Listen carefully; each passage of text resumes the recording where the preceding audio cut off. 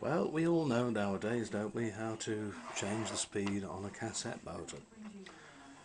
You put your screwdriver into this little black hole there and simply turn the potentiometer one way or the other to alter the speed, fast or slower. And very convenient and very reliable they are too.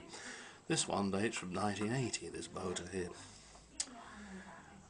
Some designs used a separate control module like this. This one actually came from a record deck, and you've got your 33 and 45 trimmer there. Philips used it on their early cassettes.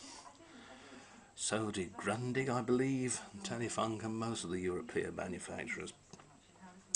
However, if you got one that came from the Far East back then, you would quite often find a lump like this with it. This is only the armature, and on these what happens is it's all set at the factory. As the motor spins, these tiny weights are forced outwards if it overspeeds, shutting off the supply to the winding they're connected to. Some degree of speed control could be done by adjusting these tiny screws here, but you can imagine as the contacts got worn, they were a swine to get to run right.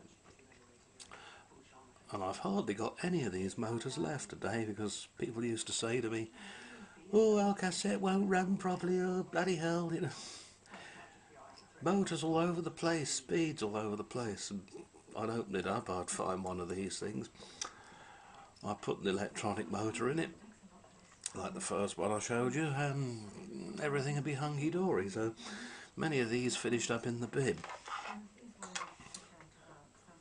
You could, sometimes, this is the case of the motor, you could put your screwdriver in the slot there, so you didn't have to dismantle the complete thing to do this job.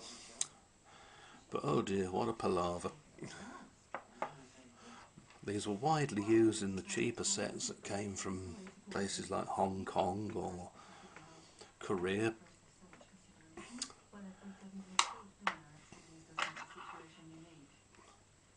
And if you look between the windings, you've got a tiny little capacitor.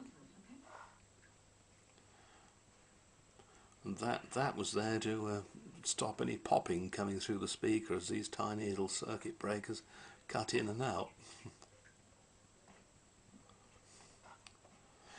So there you are. That's how they used to do it at the lower end of the market. Unbelievable though it may seem. This motor actually came from an old 8-track player, but cassette motors were identical in operation. Anyway, hope you liked it, and see you soon.